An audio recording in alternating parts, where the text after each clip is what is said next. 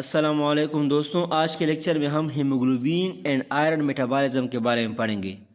आज के लेक्चर में हम पहले हीमोग्लोबिन का इंट्रोडक्शन करेंगे, फिर नॉर्मल हीमोग्लोबिन कंटेंट के बारे में पढ़ेंगे, हीमोग्लोबिन के फंक्शन के बारे में पढ़ेंगे, इसके स्ट्रक्चर के बारे में पढ़ेंगे, नॉर्मल हीमोग्लोबिन के टाइप्स के बारे में पढ़ेंगे।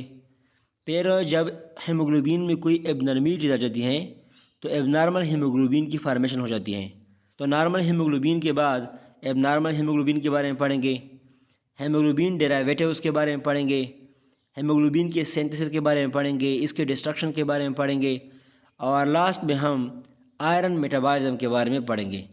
तो चलो स्टार्ट लेते हैं इंट्रोडक्शन ऑफ हीमोग्लोबिन से। इंट्रोडक्शन। हीमोग्लोबिन एक आयरन कंटेनिंग कलरिंग मैटर है जो कि रेड ब्लड सेल में प्रेजेंट होता है।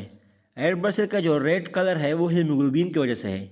ये एक क्रोमो प्रोटीन है, मींस कलर प्रोटीन है, जो कि रेड ब्लड सेल की 95% ड्राई वेट बना देती है और 30 to 34% इसका वेट वेट बना देती है।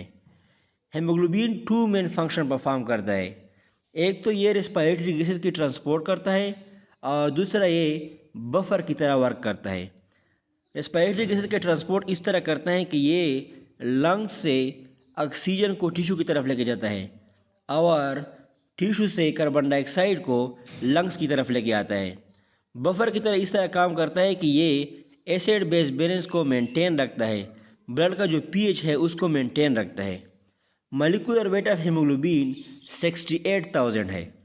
नॉर्मल हीमोग्लोबिन कंसंट्रेशन 14 to 16 ग्राम पर डिसिलीटर ऑफ ब्लड होती है, लेकिन ये वैल्यू जो है वो एज और सेक्स के साथ चेंज होती हैं। बर्थ के टाइम पे हीमोग्लोबिन की कंसंट्रेशन सबसे हाई होती है और ये 25 ग्राम पर डिसिलीटर होती है, लेकिन एज के बढ़ने के साथ साथ हीमोग्लोबिन की कंसंट्रेशन डिक्रीज़ होती जाती है और 3rd मंथ के बाद हीमोग्लोबिन की कंसंट्रेशन 20 ग्राम पर डिसिलीटर हो जाती है। 1 ईयर के बाद ये 17 ग्राम पर डिसिलीटर हो जाती है और पुबर्टी के टाइम पे ये 14 to 16 ग्राम पर डिसिलीटर हो जाती है। अब बर्थ के टाइम पे हीमोग्लोबिन की कंसंट्रेशन इस वजह से हाई होती है क्योंकि रेड ब्लड सेल की कंसंट्रेशन हाई होती है। नॉर्मली रेड ब्लड सेल जो है वो 4 to 4.5 मिलियन पर क्यूबिक एमएम होती है ब्लड में, लेकिन जो इन्फेंट्स है जो बर्थ के टाइम पे है वो है 8 to 10 मिलियन पर क्यूबिक एमएम ऑफ ब्लड। तो रेड ब्लड सेल की कंसंट्रेशन हाई होती है, इस वजह से हीमोग्लोबिन की कंसंट्रेशन भी हाई होती है। सेक्स के लिहाज से एडल्ट मेल्स में 15 ग्राम पर डिसिलीटर हीमोग्लोबिन होते हैं, लेकिन फीमेल्स में ये 14 ग्राम पर डिसिलीटर होते हैं। Functions of haemoglobin. हीमोग्लोबिन हमने पहले भी कहा कि ये 2 इम्पॉर्टेंट फंक्शन परफॉर्म करता है। एक तो ये रेस्पिरेटरी गैसेस के ट्रांसपोर्ट करता है और दूसरा ये बफर एक्शन परफॉर्म करता है। 2 रेस्पिरेटरी गैसेस को ट्रांसपोर्ट करता है, एक है ऑक्सीजन जो कि लंग से टिश्यू तक ट्रांसपोर्ट करता है और दूसरा है कार्बन डाइऑक्साइड जो कि टिश्यू से लंग तक ट्रांसपोर्ट करता है। Transport of oxygen. लंग्स में ऑक्सीजन हीमोग्लोबिन के साथ बाइंड करता है और ये ऑक्सी हीमोग्लोबिन की फॉर्मेशन कर देता है। जब भी ऑक्सी हीमोग्लोबिन की फॉर्मेशन हो जाती है तो आयरन जो कि फेरस स्टेट में प्रेजेंट होती हैं हीमोग्लोबिन में, मींस Fe+2 स्टेट में प्रेजेंट होती हैं, वो Fe+2 स्टेट में ही रहती हैं, मींस इसके जो स्टेट है इसमें कोई चेंजेस नहीं आती। इसका मतलब ये है कि ऑक्सी हीमोग्लोबिन की फॉर्मेशन जो है ये एक फिज़िकल प्रोसेस है, ये एक केमिकल रिएक्शन नहीं है। तो इस वजह से ऑक्सी हीमोग्लोबिन एक अनस्टेबल कंपाउंड है और इसका जो कम्बिनेशन है वो रिवर्सेबल है, मींस इजीली फिर ये ऑक्सी हीमोग्लोबिन स्प्लिट होके ऑक्सीजन और हीमोग्लोबिन की फॉर्मेशन कर देता है।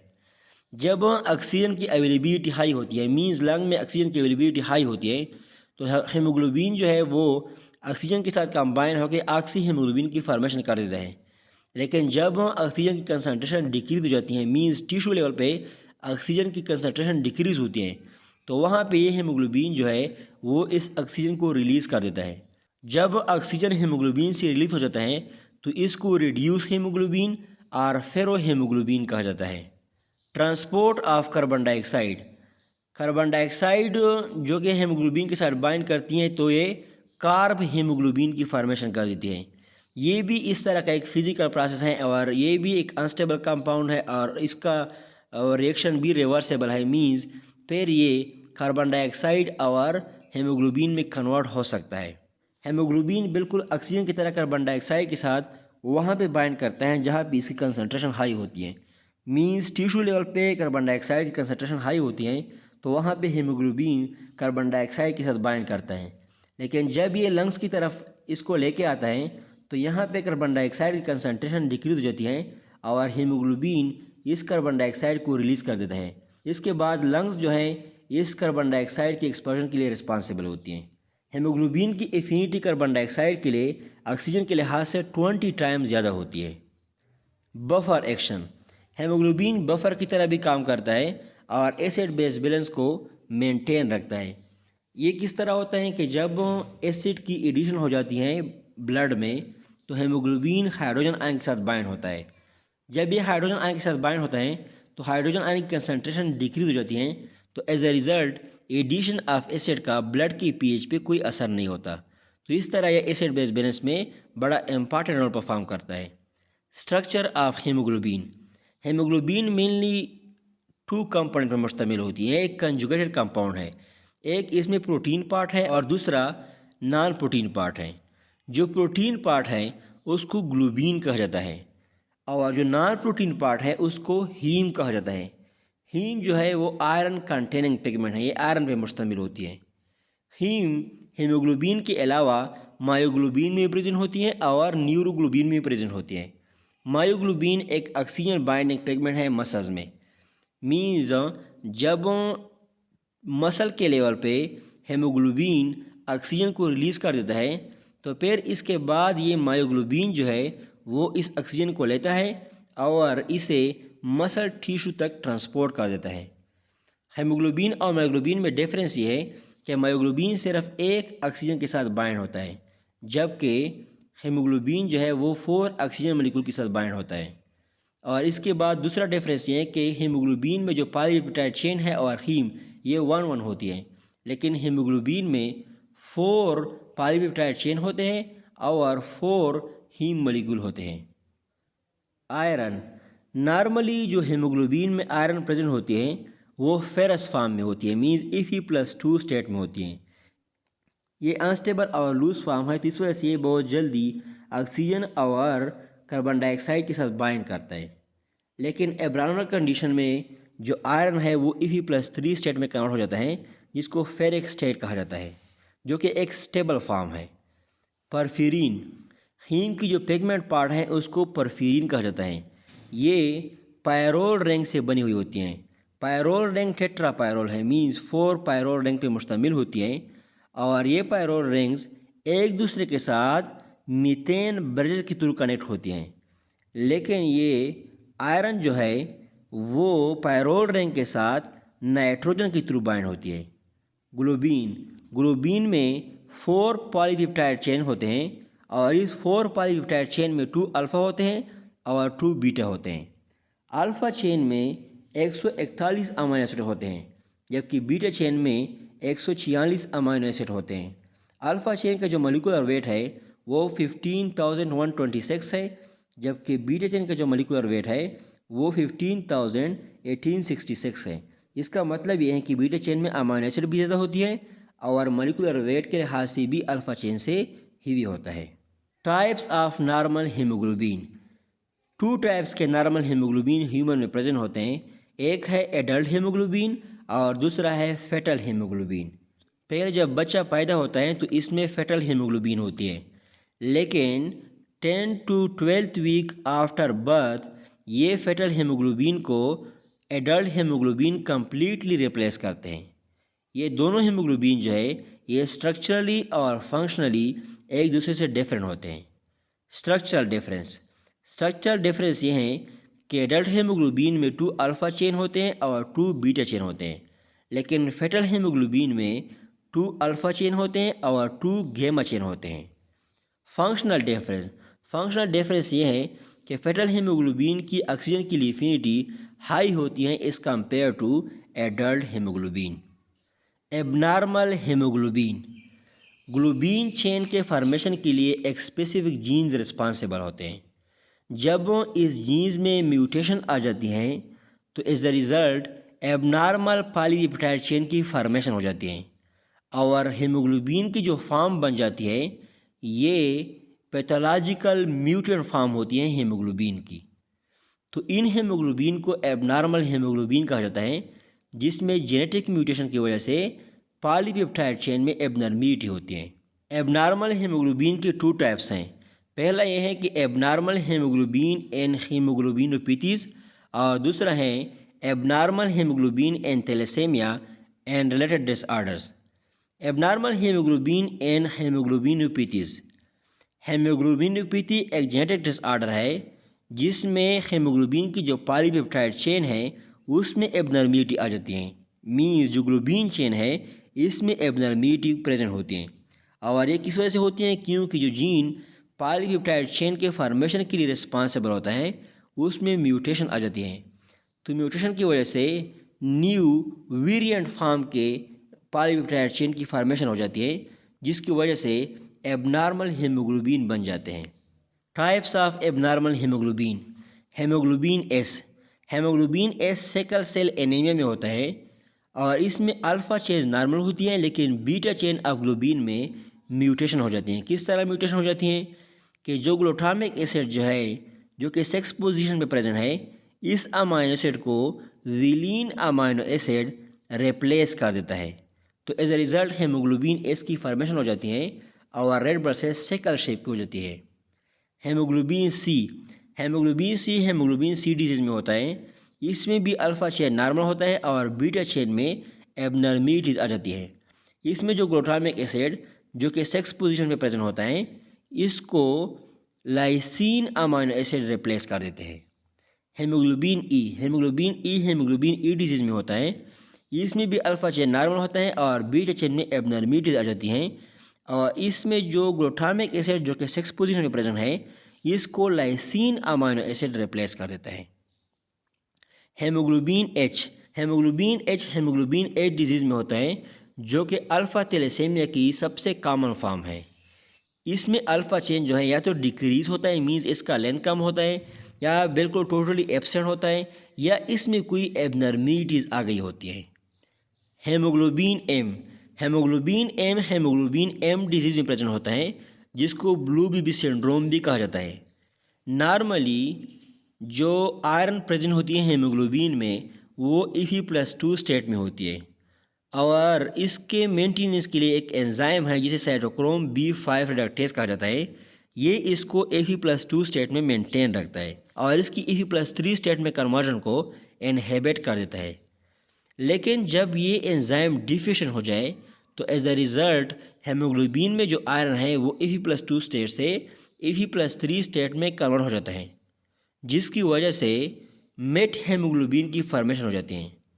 तो वो डिज़ीज़ जिसमें हीमोग्लोबिन मेट हीमोग्लोबिन के फॉर्म में होता है उसको हीमोग्लोबिन एम डिजीज़ कहा जाता है और बीबीज़ में इसको ब्लू बेबी सिंड्रोम कहा जाता है। थैलेसेमिया एक ऐसी डिजीज़ है जिसमें हीमोग्लोबिन की जो पॉलीपेप्टाइड चेन है वो डिक्रीज हो जाता है, मीन्स इसका लेंथ कम हो जाता है, या ये टोटली एब्सेंट होता है, या इसमें कोई एबनॉर्मिलिटी आ जाती है। थैलेसेमिया 2 टाइप्स के हैं, एक है अल्फ़ा थैलेसेमिया और दूसरा है बीटा थैलेसेमिया। अल्फ़ा थैलेसेमिया वो डिजीज़ है जिसमें अल्फ़ा पॉलीपेप्टाइड चेन में कोई एबनॉर्मिलिटी आ जाती है, या इसका लेंथ डिक्रीज हो जाता है, या ये टोटली एब्सेंट होती हैं। जबकि बीटा थैलेसेमिया वो कंडीशन है जिसमें बीटा पॉलीपेप्टाइड चेन में कोई एबनॉर्मिलिटी आ जाती है, या ये टोटली एब्सेंट होता है, या इसका लेंथ डिक्रीज हो जाता है। हीमोग्लोबिन डेरिवेटिव्स ये अल्टर फॉर्म है हीमोग्लोबिन की। जब हीमोग्लोबिन में कोई वेरिएशन आ जाती है तो इससे हीमोग्लोबिन डेरिवेटिव्स बन जाते हैं। हीमोग्लोबिन ऑक्सीजन के ट्रांसपोर्ट के लिए ओनली कैरियर है। अगर हीमोग्लोबिन की डिफिशियंसी आ जाए या टोटली एब्सेंट हो जाए तो विद इन फ्यू मिनट्स में टिश्यू की डेथ हो सकती है। जब वो हीमोग्लोबिन में कोई अल्ट्रेशन आ जाती है, इसमें कोई चेंज आ जाता है, तो इसकी जो ऑक्सीजन कैरिंग कैपेसिटी है वो डिक्रीज हो जाती है। और अगर ये oxygen carrying capacity totally absent हो जाए तो एज अ रिज़ल्ट टिश्यू की डेथ भी हो सकती है। एबनॉर्मल हीमोग्लोबिन पॉइजनिंग की जो सबसे कॉमन कंडीशन है वो है कार्बन मोनोऑक्साइड पॉइजनिंग। जब बॉडी में कार्बन मोनोऑक्साइड कंसनट्रेशन हाई हो जाती है तो ये कार्बन मोनोऑक्साइड इस हीमोग्लोबिन के साथ बाइंड होके कार्बोक्सी हीमोग्लोबिन की फॉर्मेशन कर देता है। इसके अलावा नाइट्राइट्स, नाइट्रेट्स और सल्फोनामाइड्स की एक्सेस लेवल बॉडी में भी एबनॉर्मल हीमोग्लोबिन की फॉर्मेशन कर देती है। 3 मेन एबनॉर्मल हीमोग्लोबिन प्रेजेंट है। पहला है कार्बोक्सी हीमोग्लोबिन, दूसरा है मेट हीमोग्लोबिन और तीसरा है सल्फ हीमोग्लोबिन। ये हीमोग्लोबिन जो है ये नॉर्मली भी बॉडी में प्रेजेंट होते हैं, लेकिन इसकी कंसनट्रेशन कम होती है। कार्बोक्सी हीमोग्लोबिन 3 to 5% होता है, मेट हीमोग्लोबिन लेस देन 3% होता है और सल्फ हीमोग्लोबिन बहुत कम अमाउंट में प्रेजेंट होता है। इस वजह से ये अनडिटेक्टेबल होता है। लेकिन अगर इस हीमोग्लोबिन के लेवल, इन एबनॉर्मल हीमोग्लोबिन के लेवल बॉडी में इंक्रीज हो जाए तो ये बहुत सीरियस इफेक्ट काज कर सकती हैं, क्योंकि हीमोग्लोबिन की जो ऑक्सीजन कैरिंग कैपेसिटी है वो डिक्रीज हो जाती है। कार्बोक्सी हीमोग्लोबिन, जब कार्बन मोनोऑक्साइड हीमोग्लोबिन के साथ बाइंड होता है तो ये कार्बोक्सी हीमोग्लोबिन की फॉर्मेशन कर देता है, जो कि एक एबनॉर्मल हीमोग्लोबिन है। हीमोग्लोबिन की कार्बन मोनोऑक्साइड के लिए एफिनिटी 200 टाइम ज़्यादा होती है एज़ कम्पेयर टू ऑक्सीजन। तो इस वजह से जब कार्बन मोनोऑक्साइड के लेवल हाई होते हैं तो हीमोग्लोबिन बहुत लार्ज अमाउंट में कार्बन मोनोऑक्साइड के साथ बाइंड करती है और ऑक्सीजन के बाइंडिंग के लिए कोई प्लेस नहीं रह जाती। तो as a result oxygen carrying capacity बहुत बैडली इफेक्ट होती है। नॉर्मली ये कार्बोक्सी हीमोग्लोबिन 1 to 3% बॉडी में प्रेजेंट होते हैं, लेकिन अगर इस लेवल से इसकी कंसनट्रेशन इंक्रीज हो जाए तो ये हीमोग्लोबिन की जो ऑक्सीजन कैरिंग कैपेसिटी है वो इफेक्ट कर सकती हैं। Sources of carbon monoxide, carbon monoxide के सोर्सेज ये हैं जिसमें चारकोल बर्निंग, कोल माइंस, वो लोगों जो कोयले के कानों वगैरह में काम करते हैं, डीप वेल्स, जो डीप वेल्स मीन्स कुओं में जो काम करते हैं। इसके अलावा underground drainage system, exhaust of gasoline engines, gases from guns and other weapons, healing system with poor or improper ventilation, smoke from fire, tobacco smoking, sign and symptoms of carbon monoxide poisoning। जब carbon monoxide की concentration environment में means year में 1% से कम हो तो 15 to 20% haemoglobin के साथ ये बाइंड करते हैं।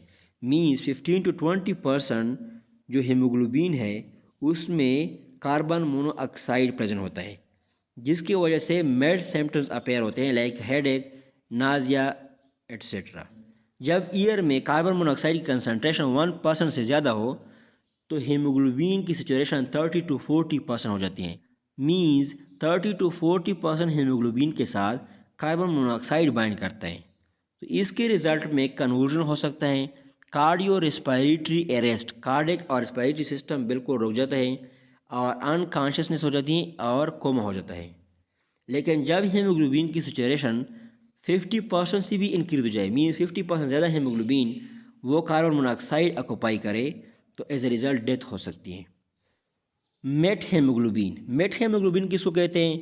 नॉर्मली जो आयरन हीम में प्रेजेंट होता है वो Fe+2 स्टेट में होता है, लेकिन अगर ये आयरन Fe+3 स्टेट में कन्वर्ट हो जाए, मीन्स फेरस स्टेट से फेरिक स्टेट में कन्वर्ट हो जाए, तो इस हीमोग्लोबिन को मेट हीमोग्लोबिन कहा जाता है। मेट हीमोग्लोबिन को फ्री हीमोग्लोबिन भी कहा जाता है। इस मेट हीमोग्लोबिन की नॉर्मल लेवल बॉडी में 0.6 to 2.5% ऑफ टोटल हीमोग्लोबिन होती है। नॉर्मल सरकमस्टांसेस में भी बॉडी को मेट हीमोग्लोबिन की थ्रेट होती है, क्योंकि नॉर्मली भी मेट हीमोग्लोबिन की कंटिन्यूस प्रोडक्शन होती है। इसके लिए एरिथ्रोसाइट में एक प्रोटेक्टिव सिस्टम है जिसे निकोटिनामाइड एडेनिन डाइन्यूक्लियोटाइड सिस्टम कहा जाता है। इस सिस्टम को 2 एंजाइम ऑपरेट करते हैं। पहला जो एंजाइम है वो है डाईफोरेज 1, जो कि 95% एक्शन के लिए रिस्पॉन्सिबल होता है। दूसरे एंजाइम को डाईफोरेज 2 कहा जाता है, जो कि 5% एक्शन के लिए रिस्पॉन्सिबल होता है। ये दोनों एंजाइम जो है ये आयरन की फेरस स्टेट की कन्वर्जन को फेरिक आयन में इनहिबिट कर देता है, मीन्स Fe+2 स्टेट को Fe+3 स्टेट में कन्वर्ट होने नहीं देता। मेट हेमोग्लोबिनेमिया, मेट हेमोग्लोबिनेमिया एक ऐसी डिसऑर्डर है जिसमें हेमोग्लोबिन का लेवल ब्लड में इंक्रीज हो जाता है। इसमें क्या हो सकता है? इसमें टिश्यू हाइपॉक्सिया हो सकता है, जिसकी वजह से साइनोसिस हो जाती है, मीन्स स्किन की ब्लूइश अपीयरेंस हो जाती है। Causes of methaemoglobinaemia. Methaemoglobinaemia की काजेज इतनी इंपॉर्टेंट नहीं है, तो इस वजह से एक सरसरी टच दे दें। पहला जो मेन काज है वो है common factor of daily life, जिसमें कंटिमेटेड वाटर जो नाइट्रेट्स और नाइट्राइट से कंटिमेटेड हो, fires, laundry inks, match sticks and explosives, meat preservatives, और इसके अलावा मोथ बॉल्स, जिसको निफतलीन बाल भी कहा जाता है। दूसरा जो काज है वो है exposure to industrial chemical such as aromatic amines, fluorides, irritant gases like nitrous oxide and nitrobenzene, propylene glycol dinitrate. और कुछ ड्रग्स भी इसके लिए रिस्पॉन्सिबल हैं, जिसमें anti bacterial drugs like sulphonamides आते हैं, क्लोरोकीन आते हैं, और एंटीसेप्टिक आते हैं, इनहेलेंट्स जिसमें साइनाइड एंटीडोट आते हैं, local anaesthetics like benzocaine. Hereditary trait, अगर बॉडी में NADH डिपेंडेंट रेक्टेज एब्सेंट है या एबनॉर्मल हीमोग्लोबिन M प्रेजेंट है, तो इन कंडीशन में भी मेट हेमोग्लोबिनेमिया हो सकता है। सल्फ हेमोग्लोबिन, जब हाइड्रोजन सल्फाइड हेमोग्लोबिन के साथ बाइंड हो जाए तो ये सल्फ हेमोग्लोबिन की फॉर्मेशन कर देता है। ये ड्रग्स की वजह से भी हो सकते हैं, जैसा कि पेनेक्टीन, सल्फोनामाइड्स एंड नाइट्रेट्स। बॉडी में नॉर्मल सल्फ हेमोग्लोबिन की लेवल 1% ऑफ टोटल हेमोग्लोबिन से कम होती हैं। सल्फ हेमोग्लोबिन की मेन डिसएडवांटेज ये है कि ये दोबारा हेमोग्लोबिन में कभी भी कन्वर्ट नहीं होता, मीन्स इसकी रिवर्सल नहीं होती। तो ओनली वे जिसके थ्रू आप सल्फ हेमोग्लोबिन को बॉडी से रिमूव कर सकते हैं वो ये है कि जब रेड ब्लड सेल की लाइफ स्पेन कंप्लीट हो जाए और उस रेड ब्लड सेल की डिस्ट्रक्शन हो जाए जिसमें सल्फ हेमोग्लोबिन प्रेजेंट है, तो इसके थ्रू ये बॉडी से रिमूव हो सकता है। क्योंकि हमें पता है कि रेड ब्लड सेल की नॉर्मल लाइफ स्पेन 120 डेज़ होती है, और 120 डेज़ के बाद फिर रेड ब्लड सेल फ्रेजाइल हो जाती हैं और इसकी डिस्ट्रक्शन हो जाती हैं। तो इसमें जो सल्फ हेमोग्लोबिन प्रेजेंट होगा उसकी भी डिस्ट्रक्शन हो जाएगी और वो भी बॉडी से रिमूव हो जाएगी। Blood level of sulph haemoglobin, normally sulph haemoglobin बहुत कम अमाउंट में बॉडी में प्रेजेंट होती हैं जिसको डिटेक्ट नहीं किया जा सकता, लेकिन जब इसका लेवल 10 ग्राम पर डेसीलीटर से इंक्रीज हो जाए तो ये बॉडी में साइनोसिस काज करती हैं। साइनोसिस वो कंडीशन है जिसमें बॉडी की स्किन की ब्लूइश डिस्कलरेशन हो जाती है। सिंथेसिस ऑफ हेमोग्लोबिन, हेमोग्लोबिन की जो सिंथेसिस है वो प्रो एरिथ्रोब्लास्टिक स्टेज में स्टार्ट हो जाती है। प्रो एरिथ्रोब्लास्टिक स्टेज एरिथ्रोपोइसिस का फर्स्ट स्टेज है। रेड ब्लड सेल की जो प्रोडक्शन का है उसका first stage pro erythroblastic stage है। तो हेमोग्लोबिन की जो सिंथेसिस है वो फर्स्ट स्टेज से ही स्टार्ट हो जाती है। हेमोग्लोबिन की जो फॉर्मेशन है वो रेटिकुलोसाइड स्टेज तक कंटिन्यू रहती है। रेटिकुलोसाइड स्टेज 5th स्टेज है एरिथ्रोपोइसिस की, और रेटिकुलोसाइड को इमेच्योर एरिथ्रोसाइड भी कहा जाता है। रेड ब्लड सेल्स रेटिकुलोसाइड के फॉर्म में सर्कुलेशन में एंटर हो जाते हैं और फिर सर्कुलेशन में ये मैच्योर रेड ब्लड सेल में कन्वर्ट हो जाते हैं। हेमोग्लोबिन का जो हीम पोर्शन है वो माइटोकॉन्ड्रिया में सिंथेसाइज होता है, और इसका जो प्रोटीन पार्ट है मीन्स ग्लोबिन जो है यह राइबोसोम में सिंथेसाइज होता है। सिंथेसिस ऑफ हीम, हीम की सिंथेसिस सक्सिनाइल कोएंजाइम ए और ग्लाइसिन मॉलिक्यूल से होती हैं। पहला स्टेप जो है ये माइटोकॉन्ड्रिया में होता है, जिसमें 2 glycine molecule 2 succinyl coenzyme A के साथ कंबाइन होकर अमाइनो लेवलिनिक एसिड की फॉर्मेशन कर देते हैं, और ये reaction amino लेवलिनिक acid synthase enzyme की प्रेजेंस में होता है। फिर इसके बाद ये अमाइनो लेवलिनिक एसिड साइटोप्लाज्म में ट्रांसपोर्ट हो जाता है और वहाँ पे 2 अमाइनो लेवलिनिक एसिड का आपस में कंबाइन होकर पार्फोबिनोलोजिन की फॉर्मेशन कर देते हैं और इससे H2O रिमूव हो जाता है। ये रिएक्शन जो है ये अमाइनो लेवलिनिक एसिड डिहाइड्रेटेज के प्रेजेंस में होता है।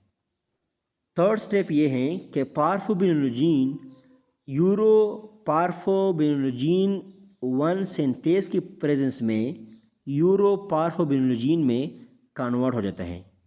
फिर ये यूरोपार्फोबिनोलोजिन पे पार्फोबिनोलोजिन 3 सिंथेज ऐड करके इसको यूरोपार्फोबिनोलोजिन 3 में कन्वर्ट कर देते हैं। फिर इस यूरोपार्फोबिनोलोजिन 3 पे यूरोपार्फोबिनोलोजिन डीकार्बोक्सिलेज एक्ट करके इसको एक रिंग लाइक स्ट्रक्चर में कन्वर्ट कर देते हैं, जिसको काप्रोपारफाइरिनोजिन कहा जाता है। काप्रोपारफाइरिनोजिन 3 पैरा माइटोकॉन्ड्रिया में ट्रांसपोर्ट होता है। यहाँ तक जो रिएक्शन है फर्स्ट स्टेप के अलावा ये साइटोप्लाज्म में होते हैं। तो काप्रोपारफाइरिनोजिन 3 जो है ये दोबारा माइटोकॉन्ड्रिया में ट्रांसपोर्ट होता है और वहाँ पे काप्रोपारफाइरिनोजिन ऑक्साइडेज इस पर एक्ट करता है और इसकी ऑक्सीडेशन करा देता है। तो एज ए रिज़ल्ट प्रोटोपरफाइरिनोजिन 9 की फॉर्मेशन हो जाती है। फिर इस प्रोटोपरफाइरिनोजिन 9 पे प्रोटोपरफाइरिनोजिन ऑक्साइडेज एक्ट करके इसको प्रोटोपरफेरिन 9 में कन्वर्ट कर देते हैं और प्रोटोपरफेरिन 9 फेरोचिलेटेज एंजाइम की प्रेजेंस में आयरन के साथ कंबाइन होकर हीम की फॉर्मेशन कर देते हैं। Formation of globin. ग्लोबिन जो है ये पॉलीपेप्टाइड चेन्स है, मींस प्रोटीन इन नेचर है, जो कि राइबोसोम में प्रोड्यूस होता है। इसमें 4 पॉलीपेप्टाइड चेन होते हैं, जिसमें अल्फ़ा, बीटा, गेमा और डेल्टा चेन आते हैं, मींस 4 टाइप्स ऑफ चेन्स हैं। ये जो चेन है ये आपस में अमाइनो एसिड की सीक्वेंस की वजह से आपस में डिफरेंट होते हैं। हर ग्लोबिन मॉलिक्यूल में 2 पेयर्स ऑफ चेन होते हैं और हर चेन में वन में 141 अमाइनो एसिड होने चाहिए और दूसरे में 146 अमाइनो एसिड होने चाहिए। मीन्स 2 चेन ऐसे होने चाहिए जिसमें 141 अमाइनो एसिड हो और 2 चेन ऐसे होने चाहिए जिसमें 146 अमाइनो एसिड हो। एडल्ट हीमोग्लोबिन जो है ये 2 अल्फ़ा चेन और 2 बीटा चेन से बना हुआ होता है, जबकि फेटल हीमोग्लोबिन में 2 अल्फ़ा चेन और 2 गेमा चेन्स होते हैं। हर हीमोग्लोबिन में 4 पॉलीपेप्टाइड चेन होते हैं और 4 हीम मॉलिक्यूल होते हैं। तो इस वजह से हर हीम मॉलिक्यूल एक पॉलीपेप्टाइड चेन के साथ कंबाइन होता है। Substances necessary for haemoglobin synthesis. Haemoglobin synthesis के लिए डिफरेंट सब्सटेंसेस की ज़रूरत होती है, क्योंकि हेमोग्लोबिन में प्रोटीन भी होते हैं और नॉन प्रोटीन पार्ट भी होते हैं। तो ग्लोबिन के लिए मेनली प्रोटीन की ज़रूरत होती है और ये प्रोटीन अमाइनो एसिड में कन्वर्ट होकर फिर ग्लोबिन में कन्वर्ट हो जाता है। नॉन प्रोटीन पार्ट जो है जिसको हीम कहा जाता है, इसके लिए एक तो आयरन की ज़रूरत होती है, दूसरा ये कि इसके लिए कापर की ज़रूरत होती है, क्योंकि ये कापर गैस्ट्रोइंटेस्टाइनल ट्रैक्ट से आयरन की एब्जॉर्प्शन के लिए रिस्पॉन्सिबल होता है। तीसरे नंबर पे इसके लिए कोबाल्ट और निकल की ज़रूरत होती है, जो कि आयरन को हीम फॉर्मेशन के टाइम पे यूटिलाइज कर देते हैं, आयरन की इनकॉर्पोरेशन कर देते हैं हीम में। इसके अलावा इसके लिए विटामिन में विटामिन सी, B2, B3 और B6 की भी ज़रूरत होती है। Destruction of haemoglobin. Red blood cell की जो नॉर्मल लाइफ स्पेन है वो 120 डेज़ हैं। 120 डेज़ के बाद रेड ब्लड सेल फ्रेजाइल हो जाती हैं और इसका जो मेम्ब्रेन है उसकी ब्रेकेज हो जाती है, क्योंकि रेड ब्लड सेल जो है वो कैपिलरीज के थ्रू पास नहीं होते। नॉर्मली जो कैपिलरी की जो ल्यूमन है इसकी जो डायमीटर है वो रेड ब्लड सेल से कम होती है या इसके साइज़ के बराबर होती हैं। तो जब red blood cells young healthy red blood cell इसके थ्रू पास होते हैं तो वो स्क्वीजिंग कर लेते हैं, लेकिन जो ओल्ड रेड ब्लड सेल्स हैं जब वो उसके थ्रू पास होते हैं तो वो स्क्वीज़ नहीं कर पाते। तो एज ए रिज़ल्ट कैपिलरीज में इन रेड ब्लड सेल की डिस्ट्रक्शन हो जाती है और ये डिस्ट्रक्टेड रेड ब्लड सेल्स जो है फिर इस पे रेटिकुलो एंडोथेलियल सिस्टम के जो मैक्रोफेजेस है वो इस पे एक्ट करके ग्लोबिन और हीम में इसको कन्वर्ट कर देते हैं। ग्लोबिन जो है ये प्रोटीन स्टोर में स्टोर की जाती है और दोबारा इसे हेमोग्लोबिन के फॉर्मेशन के लिए इस्तेमाल किया जाता है, लेकिन हीम को आयरन और पोर्फिरिन में कन्वर्ट किया जाता है। ये जो आयरन है ये फिर फेरिटीन और हेमोसाइड्रीन के फार्म में स्टोर हो जाती है, जो कि दोबारा हीमोग्लोबिन की सिंथेसिस के लिए दोबारा न्यू हीमोग्लोबिन की सिंथेसिस के लिए यूटिलाइज होती हैं। जबकि पोर्फिरिन जो है इसको एक ग्रीन पिगमेंट में कन्वर्ट किया जाता है जिसको बिलीवर्डीन कहा जाता है। ह्यूमन बीइंग में मोस्ट ऑफ द बिलीवर्डीन बिलिरुबिन में कन्वर्ट हो जाते हैं, जो कि एक येलो पिगमेंट है। बिलिरुबिन और बिलीवर्डीन दोनों को बाइल पिगमेंट कहा जाता है। Iron metabolism. आयरन की बहुत ज़्यादा इम्पॉर्टेंस है बॉडी में, क्योंकि ये हेमोग्लोबिन और मायोग्लोबिन की फॉर्मेशन कर देते हैं। हेमोग्लोबिन ऑक्सीजन के ट्रांसपोर्ट के लिए रिस्पॉन्सिबल होते हैं और मायोग्लोबिन जो है वो मसल में ऑक्सीजन की ट्रांसपोर्ट कर देते हैं from blood to muscle tissue. इसके अलावा आयरन जो है ये दूसरे सब्सटेंसेस जैसे एक साइटोक्रोम ऑक्साइडेज, परऑक्साइडेज और कैटालेज की फॉर्मेशन के लिए भी रिस्पॉन्सिबल होता है। Normal value and distribution of iron in the body. Total quantity of iron body में 4 ग्राम होती है और इसकी डिस्ट्रीब्यूशन बॉडी पार्ट्स में कुछ इस तरह है कि ब्लड में आयरन की कंसनट्रेशन 50 to 150 माइक्रोग्राम पर डिसिलीटर होती है। हेमोग्लोबिन में 65 to 68% आयरन प्रेजेंट होती है। मीन्स आयरन की सबसे हाई अमाउंट हेमोग्लोबिन के फॉर्म में होती है। मसल में हेमोग्लोबिन के फॉर्म में 4% आयरन होती है और इंट्रासेलुलर ऑक्सीडेटिव हीम कंपाउंड के फॉर्म में 1% आयरन होती है। प्लाज्मा में ट्रांसफ्यूरिन के फॉर्म में 0.1% आयरन होती है और रेटिकुलो एंडोथेलियल सिस्टम में 25 to 30% आयरन स्टोर होती है। डाइटरी आयरन बॉडी को 2 फॉर्म में अवेलेबल होती है।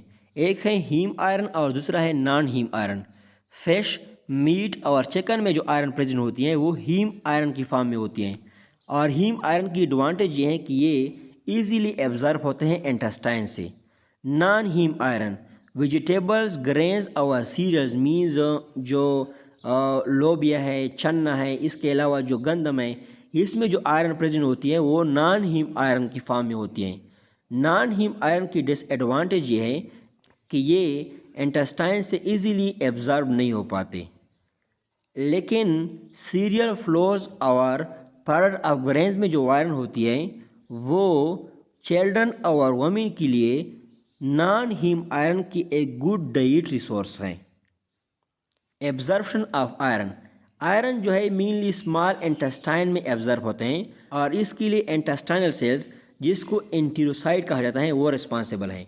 एंटेरोसाइट्स पिनोसाइटोसिस के थ्रू इसकी एब्जॉर्प्शन करा लेते हैं और फिर इसको ब्लड में ट्रांसपोर्ट करा देते हैं।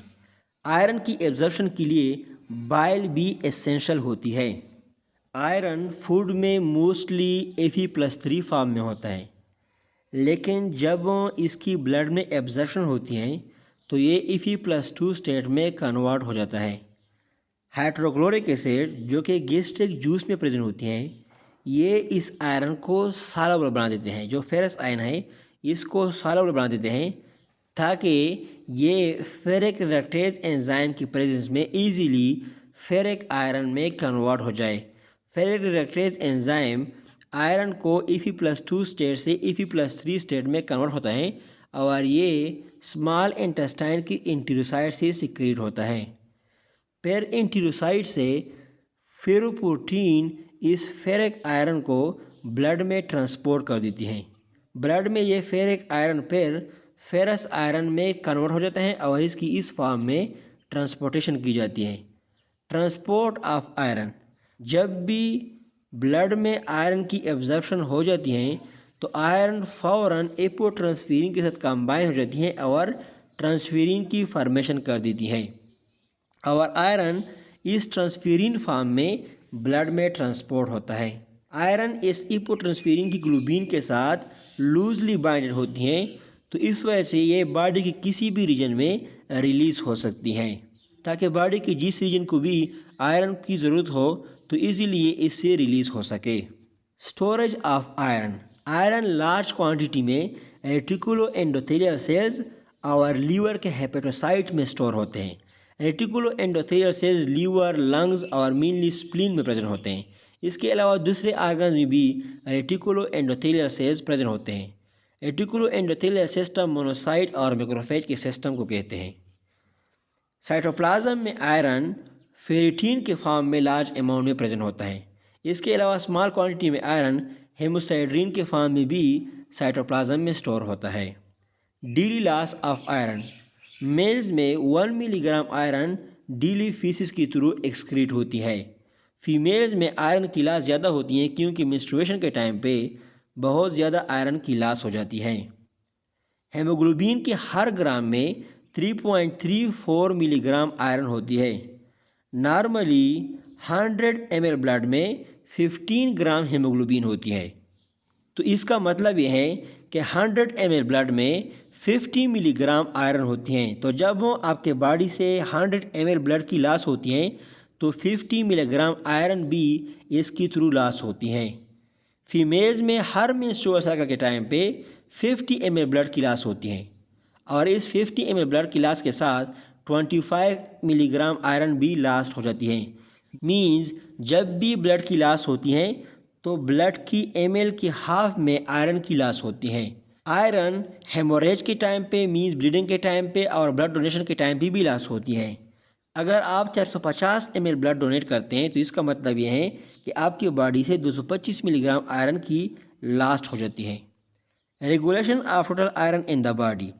नॉर्मल कंडीशन में आयरन को एब्जॉर्प्शन और एक्सक्रीशन मैकेनिज्म के थ्रू रेगुलेट किया जाता है, क्योंकि अगर आयरन की कंसंट्रेशन बहुत ज़्यादा बॉडी में इंक्रीज हो जाती है तो ऑटोमेटिकली आयरन की एब्जॉर्प्शन को रिड्यूस किया जाता है। लेकिन आयरन की कंसंट्रेशन अगर डिक्रीज होती है तो फिर आयरन की एब्जॉर्प्शन को इंक्रीज किया जाता है। Factors which reduce absorption of iron. अब कौन कौन से फैक्टर है जो कि आयरन की एब्जॉर्प्शन को डिक्रीज करते हैं? अगर लीवर में एपोट्रांसफेरिन की फॉर्मेशन स्टॉप हो जाए तो एपोट्रांसफेरिन की कंसंट्रेशन बॉडी में डिक्रीज हो जाएगी और जो भी एपोट्रांसफेरिन होगी उसके साथ तो आयरन बाइंडेड हो जाएगी। इसके बाद फिर आयरन की एब्जॉर्प्शन नहीं हो पाएगी, क्योंकि आयरन के साथ बाइंडेड के लिए कोई भी प्रोटीन ब्लड में नहीं होगा। दूसरा फैक्टर ये है कि अगर आयरन एपोट्रांसफेरिन की ग्लोबिन चेन के साथ स्ट्रांगली बाइंडेड हो जाएगा तो एज अ रिज़ल्ट आयरन की रिलीज़ ट्रांसफेरिन से रिड्यूस हो जाएगी, लेस अमाउंट में आयरन ट्रांसफेरिन से रिलीज़ होगी। तो इसका इफ़ेक्ट ये होगा कि जो भी ट्रांसफेरिन बॉडी में प्रेजेंट होगी वो तो कम्प्लीटली सैचुरेटेड हो जाएगी और फिर फर्दर आयरन की एब्जॉर्प्शन नहीं हो पाएगी। Applied physiology iron deficiency anaemia. Iron deficiency anaemia वो कंडीशन है कि जब भी बॉडी में आयरन की कंसंट्रेशन डिक्रीज हो जाती है, या तो आयरन की लॉस ज़्यादा होती है ब्लीडिंग के टाइम पे या मेंस्ट्रुअल साइकिल के टाइम पे, या आयरन की डेली इनटेक कम होती है, फूड में आयरन की कंसंट्रेशन कम होती है, तो एज अ रिज़ल्ट बॉडी में आयरन की कंसंट्रेशन डिक्रीज हो जाती है। और जब भी आयरन कंसंट्रेशन डिक्रीज होती है तो इसका मतलब यह है कि हीमोग्लोबिन की फॉर्मेशन भी डिक्रीज हो जाएगी। और हमें पता है कि वो कंडीशन जिसमें हीमोग्लोबिन की कंसंट्रेशन डिक्रीज हो जाए इसको एनीमिया कहा जाता है। So this is all about haemoglobin and iron metabolism. इंशाल्लाह आप सब दोस्तों को समझ आ गया होगा।